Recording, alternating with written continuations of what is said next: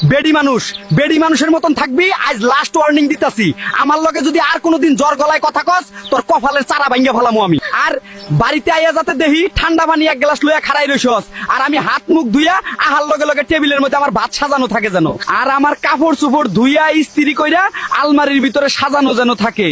বাড়ি ঘর আয়নার মতন জকমক করণ লাগবো। আমি জেডি কইছি, একটা কথারও যদি উল্টা পাল্টা হয়, তোর একদিন আর আমার একদিন। মনে রাখিস, কথাটা মাথায় রাখিস, দ্বিতীয়বার যেন না কওয়া লাগে। কি কও, কুদ্দুস ভাই তার বউর সাথে এমন ব্যবহার করে আর এরকম কথা কয়? আরে হ বেডি, আরো কত কিছু যে কইলো, এগুলা বলা যায় না। আমার মনে হয় কুদ্দুস ভাই লগে অন্য কারোর সাথে ইটিস পিটিস চলতেছে, তার বউরে দেখতেই পারে না। আর নাইলে নিজের বউর বদনামে বা কইরা কয় নাকি? তাগো আসলে আমাগো মতন মিল মহব্বতেই নাই, খালি ঝরগা করে। ও সরো আলাপ করতে করতে ভুইলাই গেছি, এইখানে হুরবার বাহির হইছে। চা খাইবা?